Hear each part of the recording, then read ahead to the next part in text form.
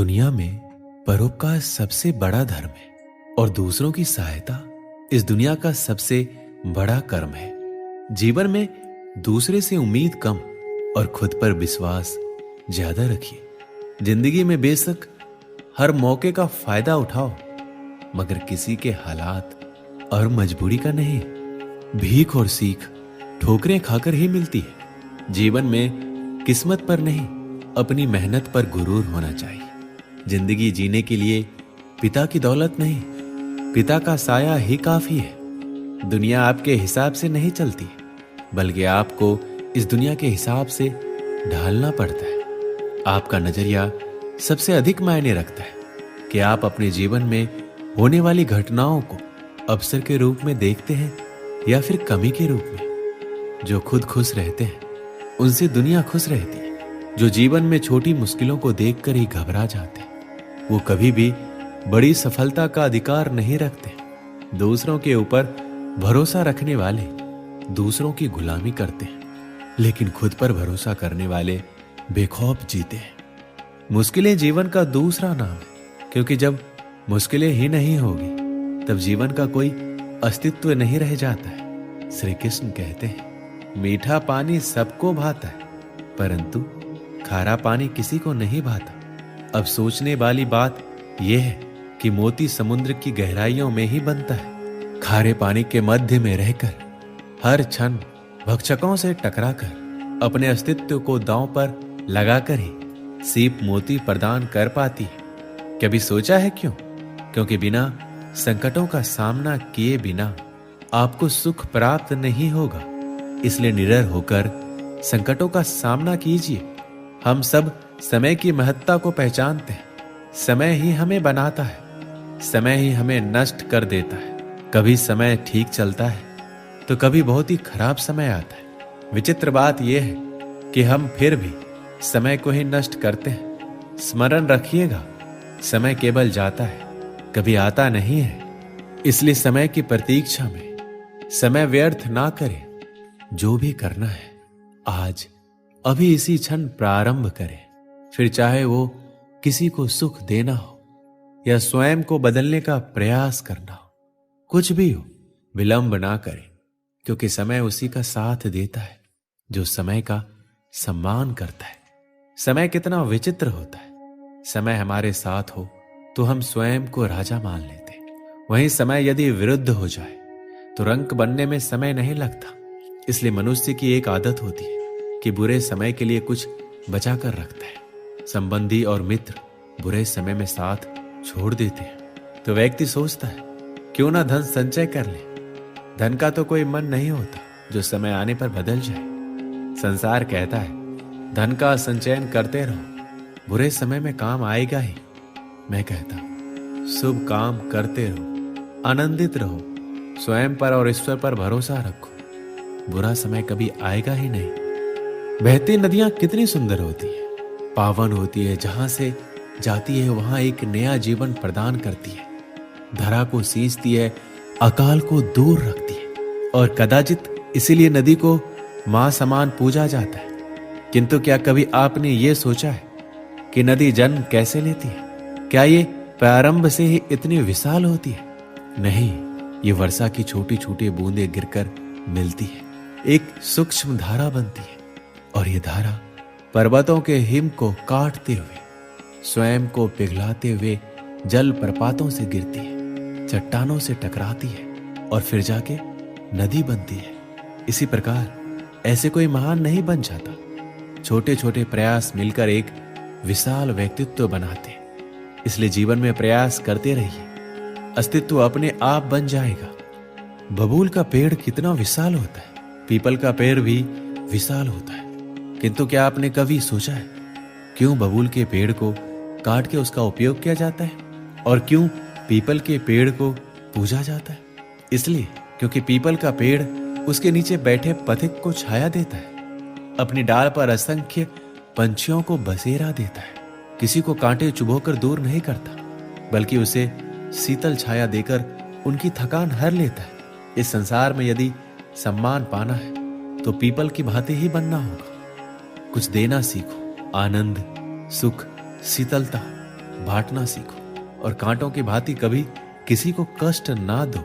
सम्मान स्वयं आपके पास चलकर आएगा। कभी सोचा है जब माता संतान को जन्म देती है तो क्या होता है? 9 माह का गर्भ, प्रसव की तीव्र पीड़ा।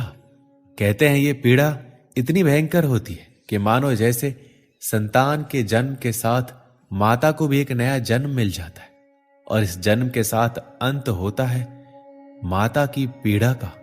किंतु यदि आप दृष्टिकोण बदल के देखें तो आप ये समझ पाएंगे कि पीड़ा का ये अंत एक अपार आनंद का प्रारंभ है। संतान माता पिता के लिए सुख का प्रारंभ है। जीवन के साथ भी यही होता है। हम किसी किसी संबंध या किसी स्थिति के पीड़ादायक अंत के कारण इतना विचलित हो जाते हैं कि उस आनंदमयी प्रारंभ को देख ही नहीं पाते। इसलिए स्मरण रखिएगा, पीड़ा आनंद के प्रारंभ का लक्षण है। श्री कृष्ण कहते हैं, व्यक्ति का जीवन क्या है?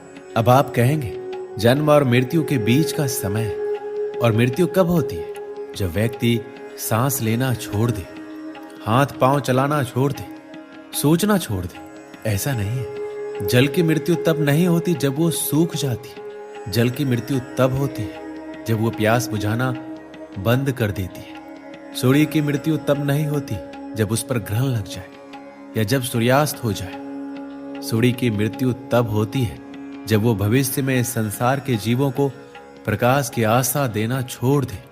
उसी प्रकार मनुष्य का अंत, उसकी मृत्यु तब होती है जब उसके भीतर की करुणा का अंत हो जाए।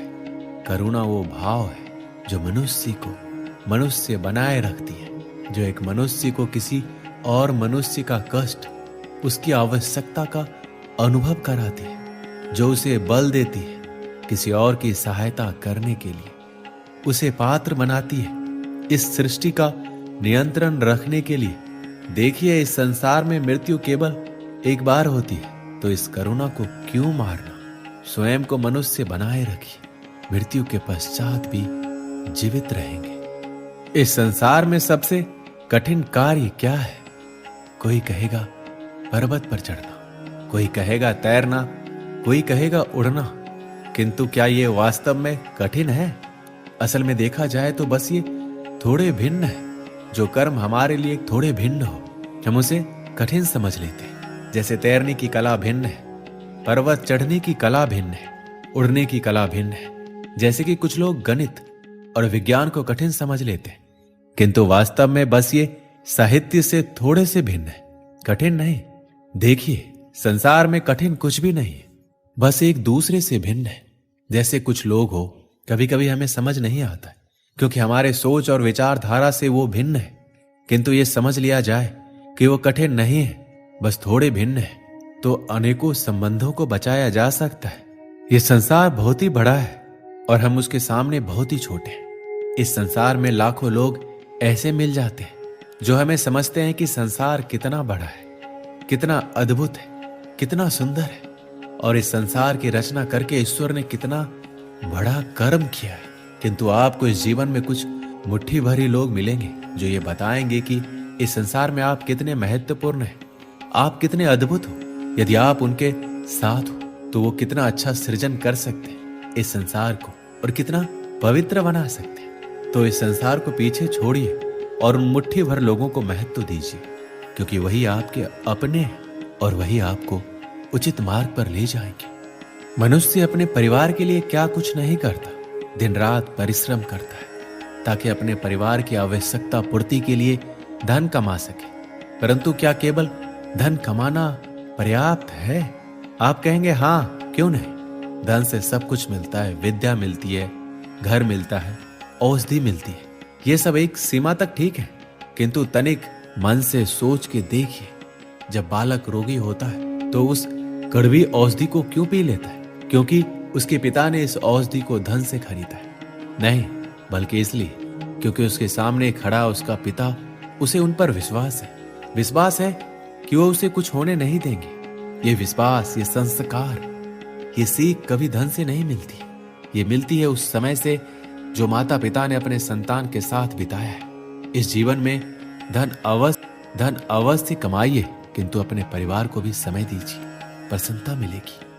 वर्षा के कारण बने कीचड़ से होकर आप अपने घर जरूर गए होंगे, लेकिन चप्पल पहनने के कारण आप उस कीचड़ से तो बच जाते, किंतु उन चप्पलों द्वारा उड़ने वाली बूंदें आपके वस्त्रों को मैला कर ही देती है। किंतु फिर भी इन बूंदों से आपके वस्त्र मैले हो जाएंगे। इस कारण से आप चप्पल पहनना तो नहीं छोड़ते। इसी प्रकार जीवन में कुछ लोग ऐसे भी आते हैं, चप्पल की भांति, जो आपको कीचड़ से तो बचा लेते हैं, किंतु वस्त्र रूपी आपके मन पर शंका के दाग लगा ही जाते हैं। इन लोगों के कारण मन को खिन्न करने की आवश्यकता नहीं है। आवश्यक है ये सोचना कि आपको आपके पांव कीचड़ से बचाने हैं या आपके वस्त्र। जीवन में गंभीर होना अच्छी बात है, किंतु हर बात को यदि गंभीरता से लेने लगोगे तो जीवन का आनंद समाप्त हो जाएगा। ये संसार नश्वर है, यहां पर ऐसा कुछ भी नहीं जो सदा के लिए जीवित रहेगा। तो जब तक ये जीवन है, संतोष और आनंद से जिए। स्वयं पर छिटकने वाले कीचड़ पर ध्यान ना दे, बस आनंद बांटते रहे। परीक्षा एक ऐसी व्यवस्था जिससे मुझे, आपको, सबको कहीं ना कहीं दो चार होना ही पड़ता है। स्मरण कीजिए, अपने बालपन में आप परीक्षा देने बैठे। अब कुछ बालक ऐसे होते जो वर्ष भर परिश्रम करते हैं, पढ़ते हैं, मन से परीक्षा देते। कुछ बालक ऐसे होते जो अपने आसपास बैठे बालकों की नकल करते और परीक्षा में उत्तीर्ण भी हो जाते।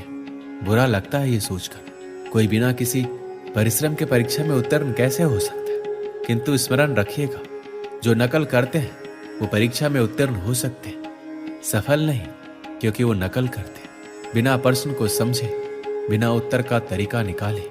यही हमारे साथ भी होता है। हम हमारे जीवन में दूसरों को देखते हैं, उनकी नकल करते हैं, उनकी भांति बनने का प्रयास करते हैं, किंतु ना हमारे जीवन में सफलता आती है, ना आनंद आता है।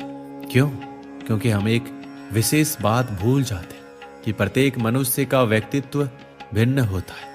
आप दूसरों की नकल करके अपना जीवन व्यतीत कर सकते हैं, किंतु यदि अपने जीवन में सफलता लानी है, यदि अपने जीवन में आनंद लाना है, तो स्मरण रखिए, स्वयं के प्रश्नों का उत्तर जीवन में स्वयं को ही खोजना होता है। दोस्तों, इस वीडियो में बस इतना ही। मिलते हैं अगली वीडियो में। अपना ख्याल रखिएगा। जय श्री कृष्ण।